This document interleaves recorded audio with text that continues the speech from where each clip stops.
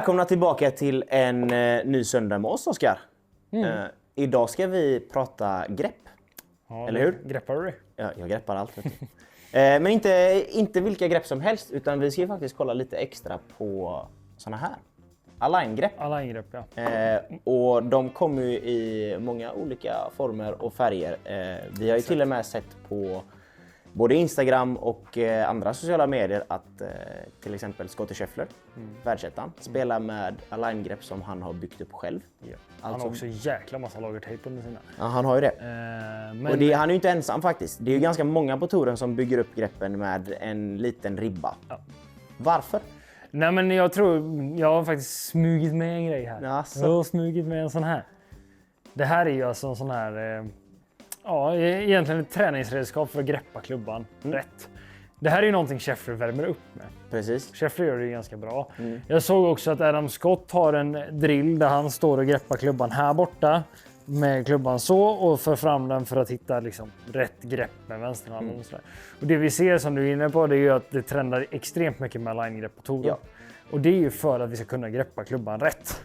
Och i den här nu då så har vi, där sätter vi fingrarna på plats. Så.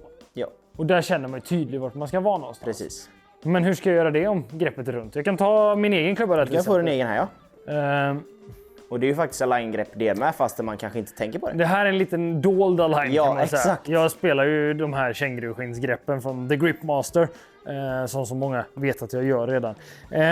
Den här har en liten söm här bak. Sen jag började med detta så har jag börjat fundera på okej, vart har jag det i handen? Med det hjälpredskapet så känner jag att okej, jag vill ju få det i fingertopparna. Men kan jag få det på rätt ställe i fingertopparna? Säg att jag greppar här ute i fingertopparna en gång och lägger ner klubban. Så. Då blev klubban väldigt stängd. Ja. Eller hur? Om jag då greppar klubban, oftast greppar vi klubban faktiskt till bollen. Så här greppar jag nu i fingertopparna. Sätter ner greppet. Där känns det bra, eller hur? Ja. Där är klubban square. Så. Men när jag är i träff så har jag extendat mina händer och armar. Vilket gör att här har vi ett jättestängt blad. Ja. Så att jag vill ju någonstans hitta, okej, jag greppar klubban där i fingret, sätter ner den. Hur känns det? Bra, vi extendar. Den är rak. Och vad menar du när du säger att du greppar klubban i fingret? För det är också en sån grej. Ska du ha klubban i fingertopparna?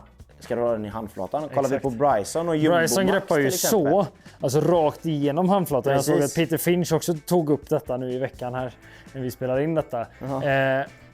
Angående att han har bytt till de här stora greppen för att få den här typen av rörelse. Är det någonting jag hade gett till någon som kanske har problem med greppet? Kanske. Men det är bara i nödsituationer att jag känner att okej, det här är en lösning som kanske inte är långsiktig, men den är en lösning nu. Och vad är, om man bara tar liksom till våra lyssnare, vilket problem skulle det lösa att greppa klubban på det viset? Eller spela då ett Jumbo Max-grepp till exempel? Som för min del som har spelat standardgrepp innan. Så när jag greppar den i fingertopparna så blir alltid bladet så här om greppet är för litet.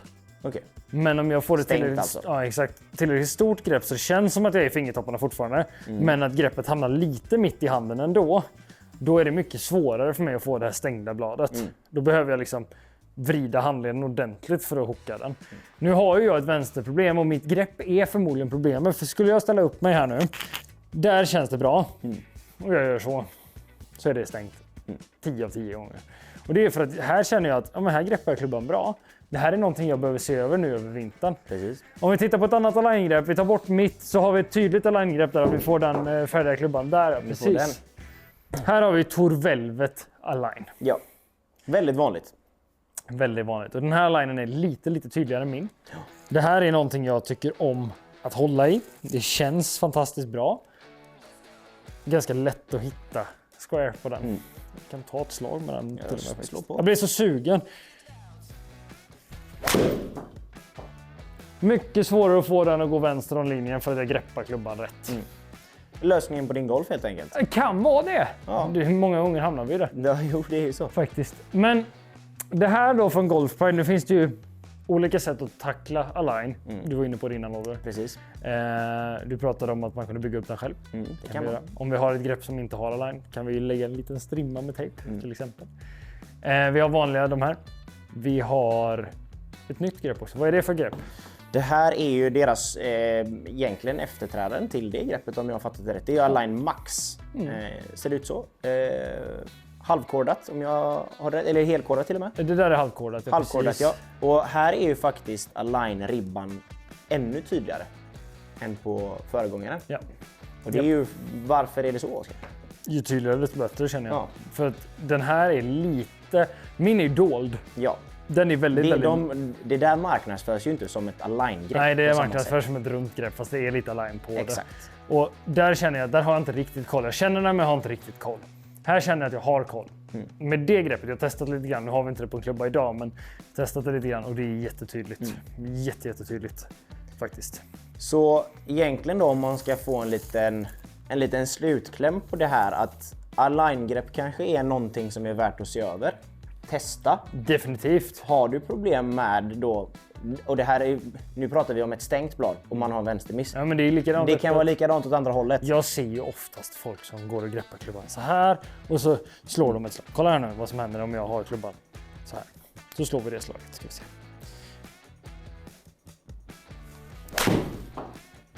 Jag fattar inte varför det går höger, kan någon säga. Det där är bara grepp, svingen är exakt samma. Precis. Sen kan vi ha varit på säg Blåvitt Elfsborg.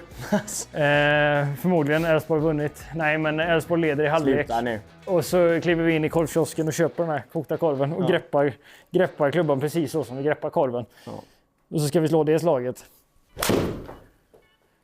Då går det vänster helt plötsligt. På grund av bladet är ju square när jag ställer upp, men det är ju stängt i träff. Så att greppen är skitviktigt och detta är någonting som proffs sysslar med detta hela tiden. Varför gör inte vi amatörer det? Precis. Att fokusera på om vi är här eller där, skitsamma. Greppar du inte klubban rätt så är du fel ute ändå. Det är svårt att göra en bra rörelse om du inte ens är bra i start. Exakt. Där kan man ju börja någonstans. Ja. Sen det här med grepp också, att align funkar ju till det här ändamålet. Men det finns också, alltså det finns ju mängder med grepp.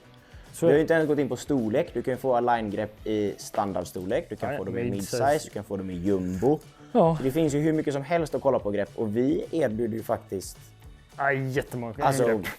Fruktansvärt många grepp. Olika modeller och storlekar. Så är ni sugna liksom på att komma in hit och kika på och egentligen bara se över vad kan du göra för skillnad att testa ett nytt grepp. Är det så att det hjälper eller stjälper? Exakt. Och vi har ju till och med kunder som har beställt logo down på align-grepp. Ja, den är också spännande. Och då är det ju så här, det kan man ju ha gjort fel, så vi brukar oftast kontakta dem och fråga, har du verkligen gjort rätt? Ja. Men vissa säger ju ja, för att de vill ha den där för att känna vart de ska ha tummen någonstans. Det är jättevanligt att lägga tummen på fel ställe till exempel. Nej, men se över det, och detta är någonting vi pratar om i fitting givetvis. Absolut. Grepp är viktigt. Superviktigt. Grymt. Känns som att vi har greppat det. Det tycker jag definitivt. Då säger vi så, och så syns vi nästa söndag igen. Tack och bock!